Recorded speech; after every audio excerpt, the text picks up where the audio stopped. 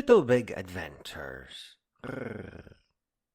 Aside from a long series of shenanigans that included painting driftwood, building driftwood horses, taking over a driftwood hut, like some kind of a driftwood hobo, and making driftwood fires, of course, though not on the beach, I spent a lot of time listening to books.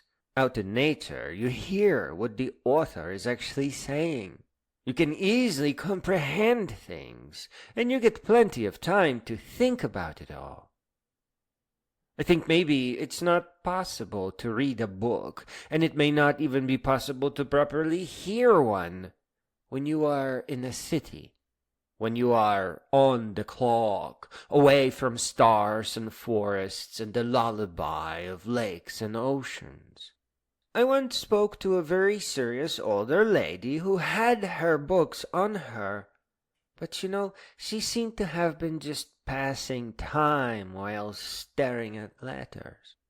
Maybe that's all you can do with a book, is to make the time pass so that you don't have to focus on work and overwork and always being late.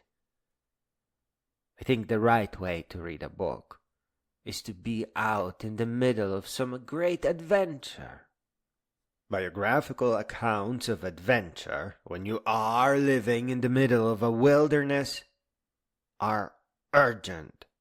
It's not that you will never visit Australia, so you don't really have to worry about redback spiders.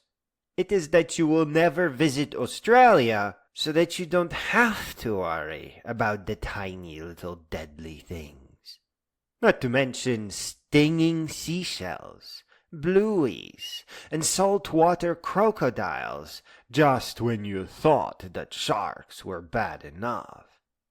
And you can't even eat the fish you caught, as they may have ciguatera, not harmful to fish, of course, but poisonous to humans, of course. I can't tell you how much more you learn to appreciate Lake Michigan after you survive a series of amazing books about Australia.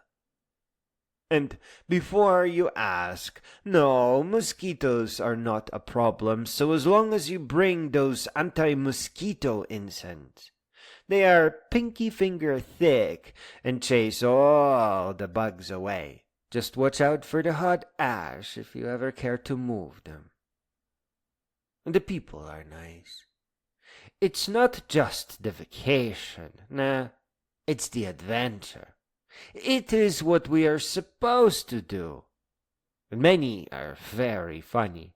Like that lady that had an accident so loud that the birds went silent.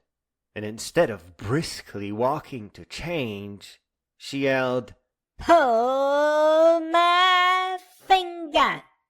in a dirty southern accent. Bless her. And that sweet older woman, who upon arrival to Lake Michigan immediately started sniffing tree leaves with her sister, in a botanical, scientific fashion. And I, walking by, mischievously said, "That's poison ivy, don't touch that," only to notice that her sister was chewing some of the leaves for scientific analysis, presumably. Perhaps it was a rare species of maple, and they hoped it was extra sweet. But I made them retreat to their books in panic.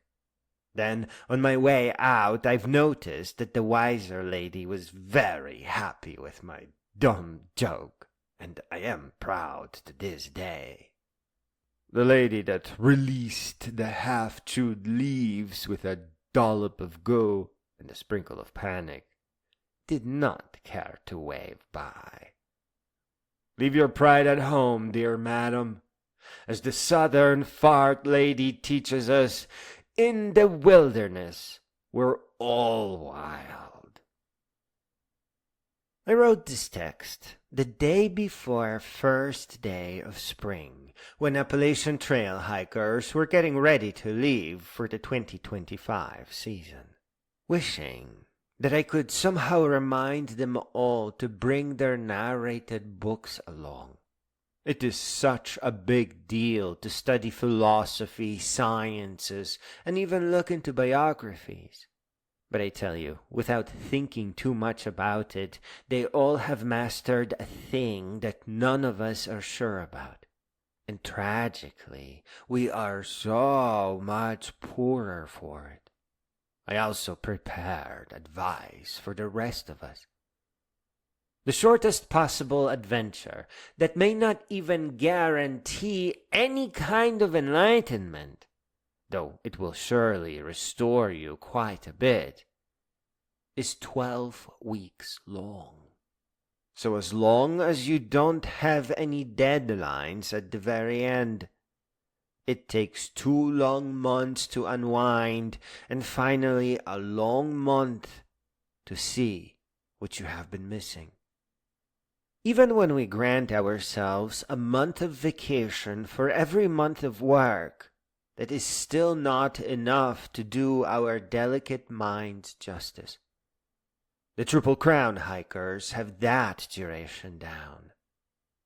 It takes 2 years of adventure, of snow and rain and thunder and sunshine and ocean and mountains and rivers and forests, to really get back on track and understand that to grow up means to grow all the way up until we each stand as a great being and with a good appreciation for silliness and joy of life.